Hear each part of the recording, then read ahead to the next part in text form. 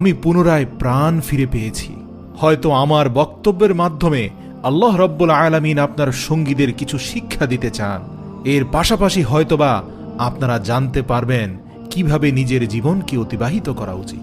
এই কথা শোনার পর হযরত ঈসা রূহুল্লাহ দাঁড়িয়ে গেলেন এবং সেই মাথার খুলির সান্নিকটে আসলেন।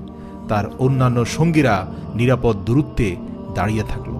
তারপর হযরত ঈসা রূহুল্লাহ তাকে বললেন, তুমি আমাকে প্রথমে একটি কথা বলো যে তোমার পরিচয় কি, তুমি কে ছিলে?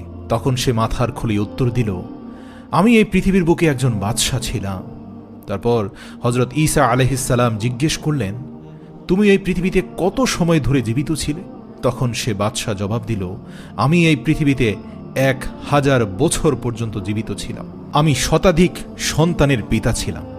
তারপর হযরত ঈসা আলাইহিস সালাম আবার প্রশ্ন করলেন, তোমার শাসন কেমন ছিল? তখন সে উত্তরে বলল, হে আল্লাহর নবী, আমি একজন দাম্ভিক অহংকারী বাদশাহ ছিলাম। আমি খুবই লালসা প্রিয় ছিলাম। ক্ষমতার চূড়ায় থেকে আমি অসহায় জনগণের উপর অত্যাচার করতাম। এই পৃথিবীকে জয় করার আমার এক অদম্য শখ ছিল, আর আমি আমার এই উদ্দেশ্যকে সফল করে নিয়েছিলাম। আমি হাজারো শহর বিজয় করেছিলাম, হাজারো যুদ্ধে জয়ী হয়েছিলাম, আমি হাজার হাজার বাদশাদেরকে হত্যা করেছিলাম। কিন্তু শেষ পর্যন্ত আমার দুয়ারেও মৃত্যু এসে পৌঁছে গিয়েছিল। আমার কাছে এই পৃথিবী থেকে নিয়ে যাওয়ার মতো কোনো কিছুই ছিল না। আমি যা কিছু বিজয় অর্জন করেছিলাম তা এই পৃথিবীতেই থেকে গেল, আর আমি শূন্য হাতে পৃথিবী থেকে বিদায় নিলাম। এই 1000 বছরের জীবন আমার কোনো কাজে আসেনি, আর আমি এটি জানতে পেরেছিলাম যে তাকওয়ার থেকে বড় আর কিছুই নেই, আর লালসার মাধ্যমে শুধুমাত্র বরবাদী হতে হয়। আর আল্লাহ তাআলার তাকদীরের উপর রাজি হওয়াই হলো সবচেয়ে বড় সম্মান।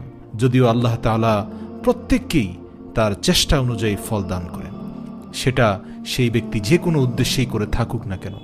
আমি এই পৃথিবীকে বিজয় করার জন্য সম্পূর্ণ জীবন চেষ্টা করেছিলাম, ব্যয় করেছিলাম আমার জীবনকে শুধু পৃথিবী হাসিলের জন্য। আর আল্লাহ রাব্বুল আলামিন আমার এই নিয়ত পূর্ণ করেছিলেন, আমি তা হাসিলও করেছিলাম। কিন্তু শেষ পর্যন্ত এই সফলতার লোভ লালসাতে পড়ে এই দুনিয়াতে আসার উদ্দেশ্যকেই আমি ভুলে গিয়েছিলাম। আর তারপর সে মাথার খুলি চুপ হয়ে গেল। ঈসা আলাইহিস সালাম এবং তার সাথীগণ এই কথাগুলো শুনে খুবই গভীর চিন্তায় মগ্ন হয়ে গেলেন।